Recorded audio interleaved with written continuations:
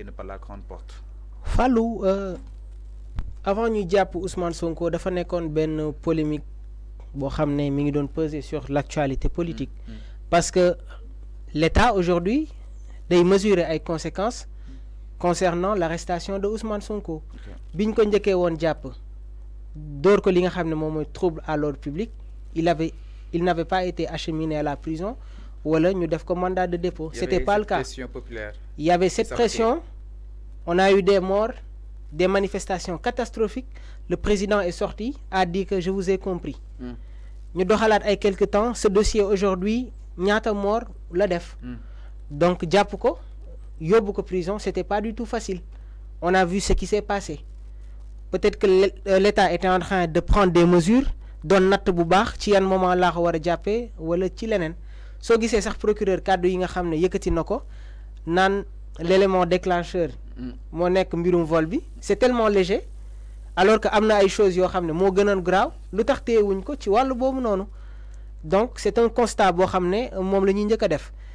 il faut le dire c'est une réalité politique Ousmane Sonko pèse très lourd dans l'actualité politique. Okay. Il a un très grand électorat cette population la moitié de cette population ñu ngi ci ginnaawam et que soo ko jàppee il faut s'attendre à ce qu'il y ait des troubles léegi nag dafa am beneen question boo xam ne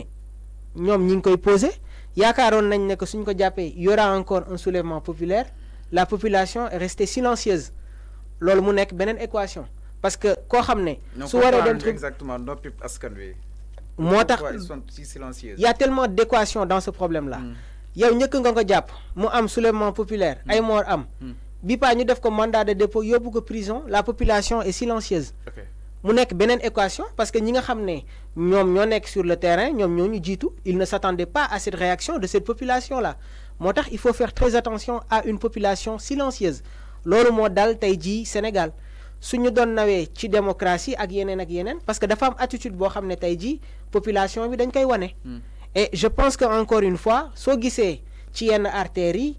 les forces de défense et de sécurité qui sont déployées policiers yi nekk ci mbedd yi gendarmerie yi moo lay wan ne que y a quelque chose qui se passe dans le pays parce que suñu nekkee dans un état normal yii nii yëpp doo ko gis donc encore une fois yooyu yëpp c'est des constats yoo xam ne sénégalais yi ñi ngi koy def et que ça pèse très lourd sur nos autorités donc suñu ñëwee ba ci jamono ji encore une fois il faut le dire il y a pas la sérénité et la stabilité dans ce pays lan moo ko indi parce que y a un opposant qui a été arrêté y a un opposant qui pèse très lourd ci wàllum actualité bi am na opposant boo xam ne tey ji jàpp nañ ko mais ñu bëri nee nañu kooku su demoon élection avant 17 heures carte gi leer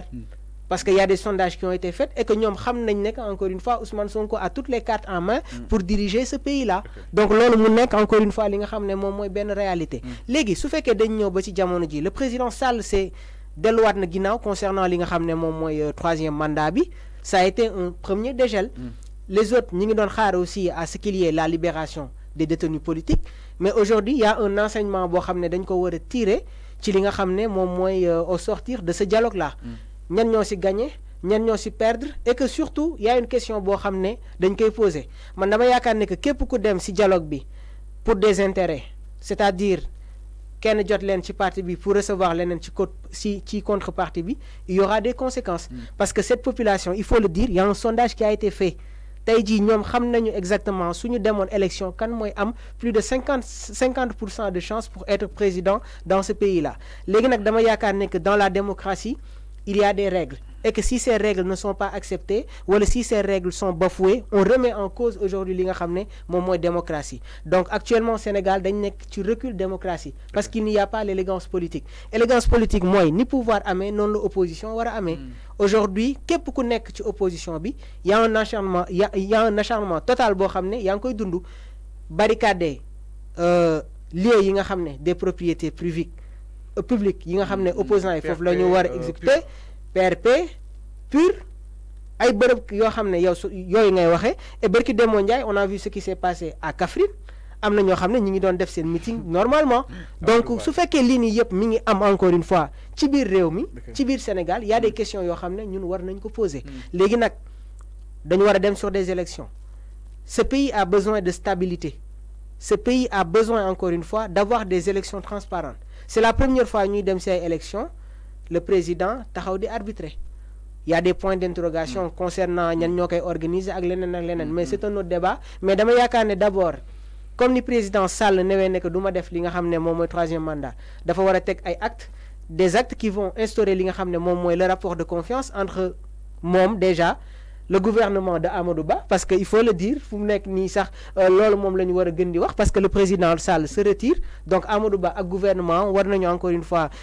prôner dellu si waat si cadre yi nga xam ne ñi ngi ko doon yëkkati avant ñoom ñu fiy toog pour que vraiment ñu diriger wu sur des élections transparentes et que képp ki nga xam ne war nga présenter wu ci ay élections ñu bàyyi la nga dem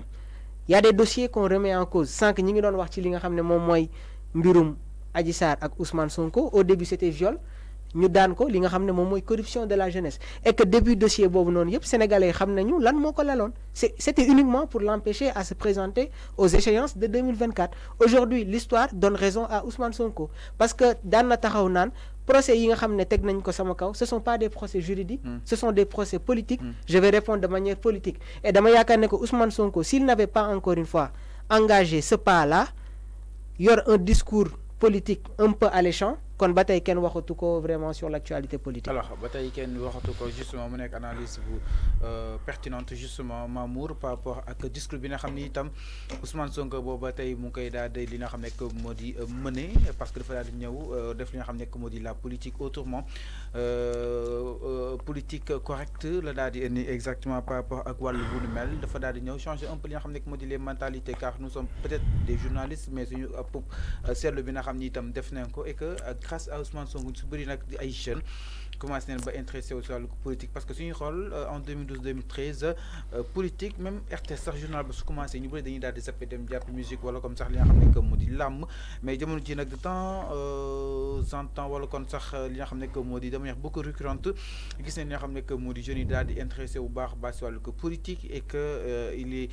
comptable justement par rapport ak wàllu bu nu mel di ki nga xam ne que moo di Ousmane Sonko encore une fois donc El Malick Ndiaye mi ngi daal di alerté allant dans le sens que ni fu mu toll nii nag war na mën a jàpp ni ki nga xam ne que moo di Ousmane Sonko son état mi ngi devenir de plus en plus inquiétant donc kaddu yi nga xam ne tam yëkki na ko si toutefois on parle de la libération de Ousmane Sonko est-ce que dina daal di yëkkati lu mel noonu parce que si ñoom waa Pastef li ñu daal di sàkku bokk na daal di teggi loxo ki nga xam ne que moo di Ousmane Sonko afin sax daal di koy mën a may benn li nga xam ne que moo di liberté provisoire wala comme sax ce contrôle judiciaire à ce que mu daal di war a mën a wéy ni li nga xam ne que moo di combat bi nga xam ne itam soobu na ko digganteem ak ki nga xam ne que moo di le président Macky Sall mais cette question qu'on va se poser est-ce que Ousmane Sonko si toutefois xam naa ne dina génn te itam am nañ si yaakaar que Ousmane Sonko va recouvrir li nga xam ne que moo di sa liberté dans les plus brefs délais ban prestation ngay xaar si moom Mamour bu su génnee est-ce que dafa war a wéy bëri di am si discours dit incendiaire selon li nga xam ne que moo di yan ak wàllu yanal wala kon dafa war a léegi rek di woo nit ñi si nga xam ne que moo di monter combat ban prestation nga war a mën a xaar si comeback ki nga xam ne que moo di Ousmane Sonko. J'ai suivi avec attention l'analyse d'un analyste politique qui dit Ousmane Sonko a maanaam daj na lépp ci politique. am na ku ne sax li Wade daj ci mettit ci 26 ans Ousmane Sonko l'a vécu en 8 ans. mu dem sax ba ne s'il sort de prison instant bi prison bi mooy ultime épreuve bi et ku xool bu baax a baax a baax ku yàgg suivre li nga xam ne moom mooy actualité politique fu Ousmane Sonko jaar dund ko comme injustice mais su génnee peut-être que tey jii on pourra parler de gloire parce que daj na lépp ci politique tuumaal nañ la toj nañ sa vitre sa amoon nga fi problème mu état de santé ba ñu interné la woon ak yeneen yoo xam ne dund na ko sans compter les problèmes personnels parce que borom kër la il a une famille am na njaboot ñoo xam ne tey jii am na ay informations yoo xam ne suñ ko déggee dafay metti donc peut-être que ñu bëri ñi ngi naan ça c'est l'ultime épreuve maa ngi la ko doon wax si Ousmane Sonko n'avait pas été dans cette logique là maanaam yoon bi mu nekk nii kon ba tey sur le plan politique c'était fini pour lui et que Olof dafa tàmm di wax ku robin comme ni ngeen koy wax ku robin rey sa maam sooli waaw parce qu'il a vu le cas de Karim Wade et de Khalifa Sall Karim Wade bi ñu waxee ay mbirum CREI yi daf ne je fais confiance à la justice nañ dem sur la procédure normale on a vu ce qui s'est passé le cas de Khalifa Sall jooy na ba miim dugal li nga xam ne moom mooy théorie de la 15 d'avance on a vu ce qui s'est passé ba barki Demba Ndiaye ki nga xam ne jamono jooju mi ngi woon CREI yi moom moo doon wax ci projet de loi bi nga xam ne war na permettre que Khalifa Sall ak Karim Wade pour nous présenter sur les échéances de 2024. Donc Sonko, s'il avait suivi cette logique-là, kon bataille sur le plan politique ken waxatu ko won. Motax mu ne je ne vais pas me laisser ñu ma yóbbu à l'abattoir parce que dinañ ma def kon comme ni ñu def ñii nii. Léegi nag y a la logique des choses. Il y a un processus boo xam ne mi ngi daw. Ousmane Sonko a un discours transcendant, buy transcender, buy transpercer. Maanaam maa la koy wax, il est capable de lire l'actualité à venir. Ba des fois da ngay xool ci yenn réseau yi sax ñuy indiwaat ay discours am yi mu defoon il y a 2-3 ans ci ginnaaw. Donc tey exemple tey trahison tey bi nga xam ne itam nee na subir na ko jëm ci Khalifa Sall il l'avait déjà li nga xam ne que mu di transcendé sànq sax tegoon nañu leen ko téléspectateur du Sénégal 5 TV vers li nga xam ne que mu di 12h ñëwaat exactement si les temps forts ak lépp li nga xam ne itam prédire na ko déjà tey mu daal di doon li nga xam ne mu di réalité. Ousmane Sonko c'est très bien moom moo ñu gën a xam ne que la politique est un jeu de trahison. dama la koy wax tout le temps mais est-ce que inexpérience am poussé wu ko mu daal yóbbu ki nga xam ne que moo di justement Barthélémy Dias si mairie bu Dakar parce que suñu déggee suñu séeréer yi dañuy wax tout le temps que ni séeréer si dañuy wax tout le temps que ni ki nga xam ne que moo di Ousmane Sonko erreur bi gën a fatal bi nga xam tam def na ko mu yóbbu ki nga xam ne que moo di Barth et que moom su nekkoon le maire de Dakar maire de Dakar 3e étage bi am na buntu boo xam ne da ngay seen directement palais. da ngay taxaw di tàllal sa loxo président Macky Sall mu lay gis nga koy gis exactement. Waaw effectivement on a vu Siré qui a été vraiment un peu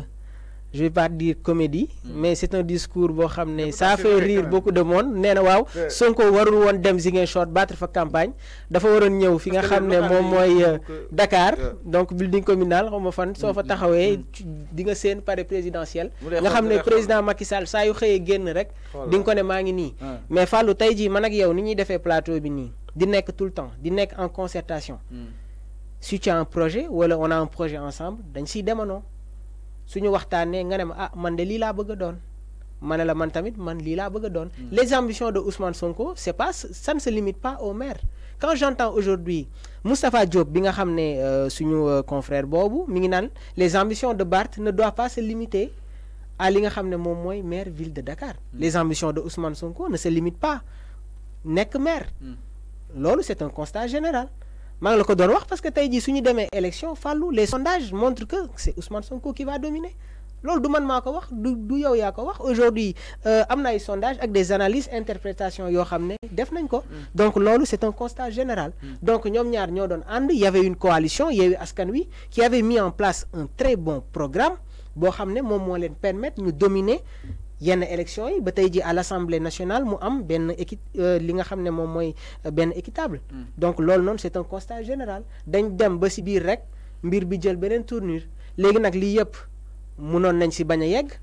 est-ce qu'ils se sont concertés est-ce que am na koo xam ne fi mu jaar warul woon jaar foofu ba mu indi jiixi jaaxa yi y a un communiqué qui a été sorti sànq ñu ne waa Yewwi Askan Wi les députés dinañ ci ñëw pour ne pas précipiter li nga xam ne moom mooy débat yooyu noonu suñu dem ak ci ay élection dañuy toog waxtaanee ko lii fii kii moo koy moom fii mu koy moom mu am benn partage ku nekk mu am des points vraiment bien limités léegi nag c'est dommage encore une fois une très grande coalition comme Yewwi Askan Wi ñu ñëw ba jamono jii nii mais c'était évident c'est le constat général je pense que c'était évident et que damay faral di ko wax ça se sentait venir mes interventions ça se sentait venir si lendemain li nga xam ne moo di législative yi dañu waroon tas boobu dañ nga xam ne moo di coalition parce que wóor nañoo wóor que li nga xam ne que mu di présidentielle suy approche